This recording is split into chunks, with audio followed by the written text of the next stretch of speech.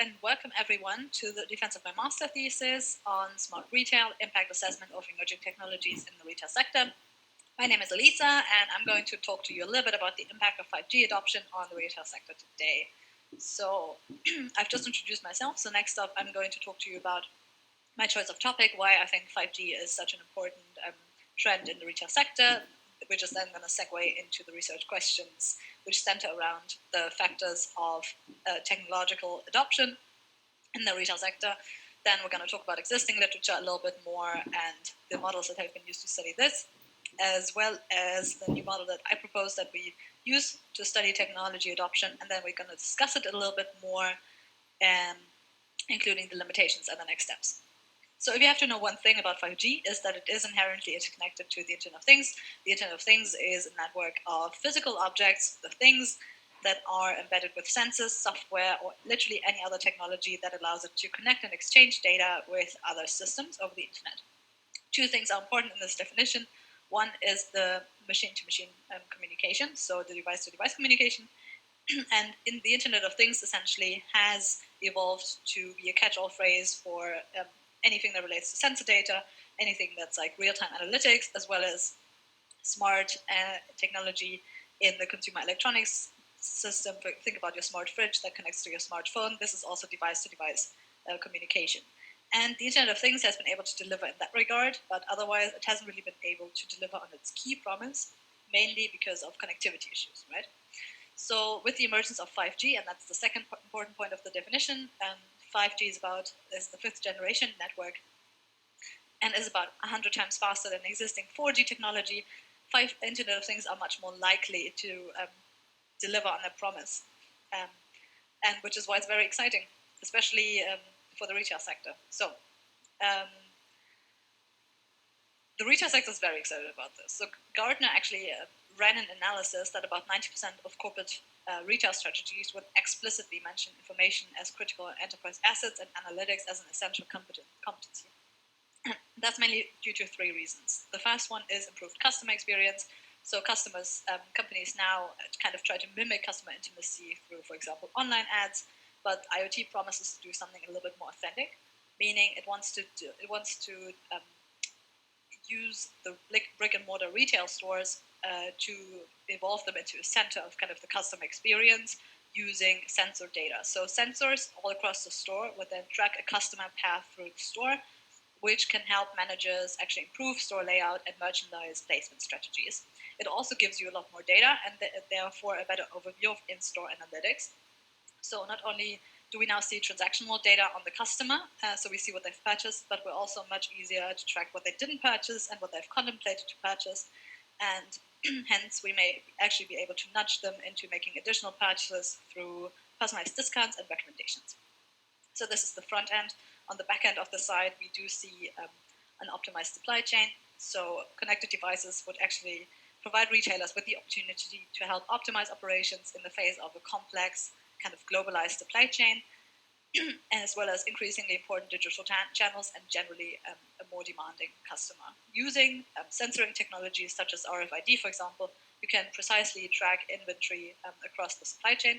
This can be done with data visualization, so the employees have a much easier task to track products across the supply chain, which increases the visibility very much so. This service could also be extended to customers, allowing them to track, for example, where a custom order that they've placed would be in the production and distribution process, which may actually enhance customer loyalty. And finally, you may be able to create new channels and revenue streams. This is mainly done through platforms. So retailers could potentially build or partner with platform providers. So those would give retailers another direct channel to customers with information associated in almost all aspects of the household, including, for example, utility, usage, or consumption trends.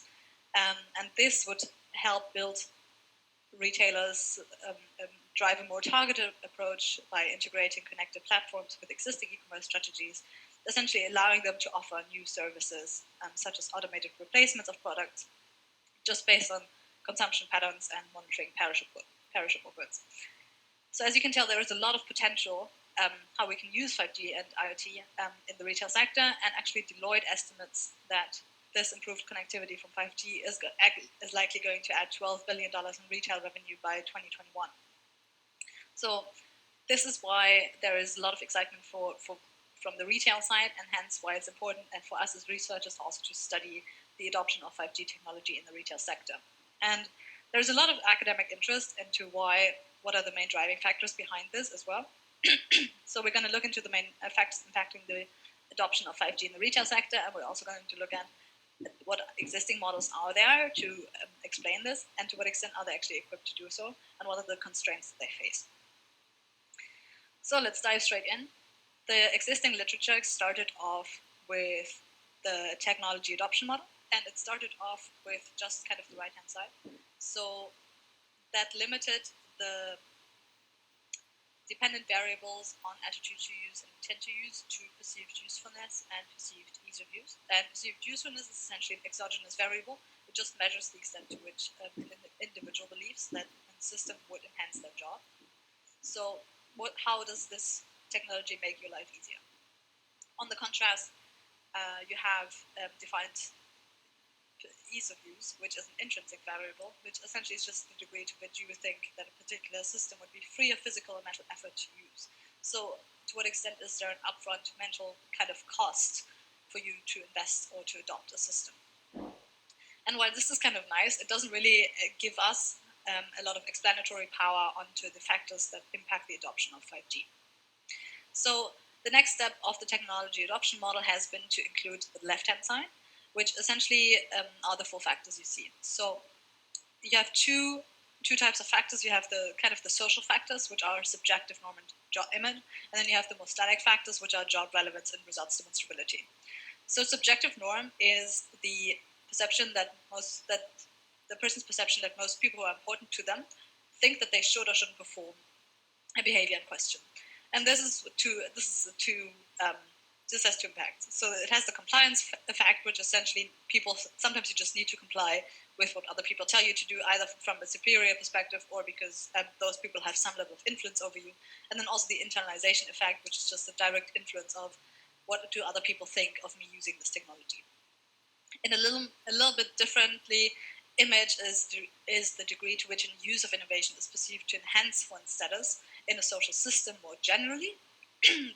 This is for the customer, and then for a retail employee, for example, this would be the degree to which an innovation is perceived to enhance one's status in a professional setting.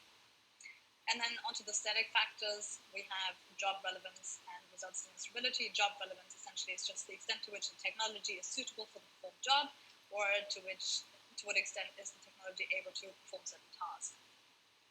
And results demonstrability is the tangibility of the results. So individuals may actually perceive a system to be more useful if the innovation that you want to adopt is directly discernible and measurable in like an organizational context. So how does this benefit me if in my next job review, essentially?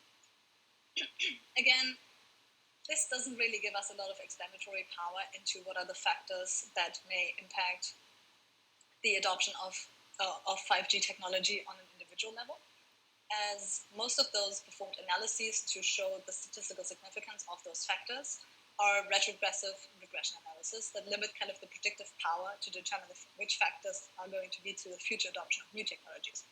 So as a complementary theory, the technological readiness index has been used, and technological readiness essentially is just an individual's propensity to embrace and use new technologies to accomplish goals in home and life.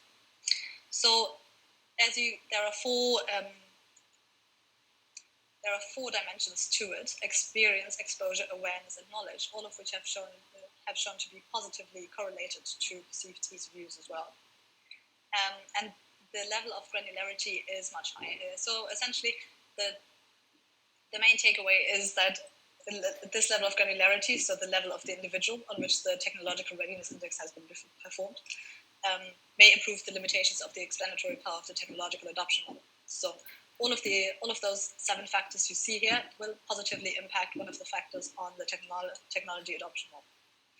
However, there are still certain factors which none of those models take into account, which is why we propose this model. And that's essentially due to the inherent characteristics of 5G.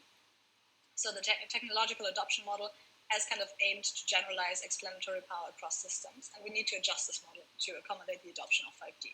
As mentioned in previous slides, 5G is a technology that's strongly dependent on the acceptance of other technologies, in particularly IoT. So 5G functions as an enabler technology. It coexists very much so with other technologies in a system, and it doesn't really function well without those technologies, and those technologies don't really function well without it, as we've seen. So similarly, we see that the acceptance of emerging technologies, such as cloud computing, for example, is likely going to have an impact on the perceived usefulness on Internet of Things technologies, and which in turn is going to have an impact on 5G. So you see that this is kind of a never-ending interconnectivity. So these interdependencies that I've just described, they're currently not reflected in the technology adoption model and nor in the technological readiness index, which is why we propose this model now. And finally, the last point on the bottom left corner is that as those systems become ever more interdependent, the integration of new technologies into existing systems also gains significance, and the integration also becomes much more important. So picking up kind of on the argument of switching costs, the perceived effort of switching technology systems will also significantly impact the perceived ease of use, and hence the adoption of emerging technologies. Think about it this way. At some point, you have path dependency of technology adoption. At some point, you're much more likely to adopt a new technology or new program in an existing ecosystem instead of picking up a program that exists in a competing ecosystems, because that means you'd have to adopt the whole ecosystem over again. So, which limitations do our model face? Essentially, two. So our model is very much dependent on the market structure. So academic research generally has argued that innovation is largely driven by large companies. So in a market where industry is capital intense, concentrated, and advertising intense, mainly due to the role of skilled labor. So do we have those conditions? Are those conditions met for the retail sector? And the answer is a clear yes. So in most Central European countries, they do follow an asymmetric oligopoly structure where 3 or 4 companies dominate. I'm sure if you think about your local markets, you can think of those companies. So we do think that technology adoption may not be implemented to the same extent if you work in a perfectly competitive market, for example, just because you wouldn't have the upfront cost of investing in those technologies, for example. And then finally, we do think that culture impacts our technology adoption, so on 3 levels. The first one is the impact of subjective norm, directly through the extent to which the emphasis on the approval is essential to the individual. The approval of others is essential to the individual. Then the second one is the perception of usefulness in general. And maybe other factors may impact the adoption of technology, not necessarily usefulness. And then finally, we do think that culture also impacts the extent to which we assume that our model and our unit of analysis is universal across cultures. So to what extent do I think that everyone thinks like me? And I'm trying really hard, I'm not sure. Okay, so leading on to the conclusions, what have we seen? So 5G adoption requires new models due to the interconnectivity to other technologies, because existing models don't really manage to adequately reflect this interconnectivity. It also means that easier integration into existing infrastructures is going to impact higher perceived ease of use. And this is because the growing interconnectivity is due to just the growing complexity of IT systems in general. And this growing complexity and interconnectivity is going to impact both perceived ease of use and perceived usefulness. So let's discuss the next steps, right? So what are the limitations? So while most technology adoption models aim to generalize across information systems, it needs to be emphasized that this technology adoption model is specific to 5G. And as 5G hasn't been implemented in any retail sector, really, the model remains conceptual. So once the implementation is actually followed in the next couple of years, this model can be tested empirically, very similar to other technology adoption models. So what are the next steps? Well, of course, it's the emphasis on the empirical studies. We also need to test if culture is a determinant of subjective norm. And finally, we do think that it makes more sense for a technology adoption model to be used at a local, geographical level, and on a per industry basis. So that would be our recommendation for our next steps. This has been my presentation. Thank you so much for listening, and I welcome any questions you may have.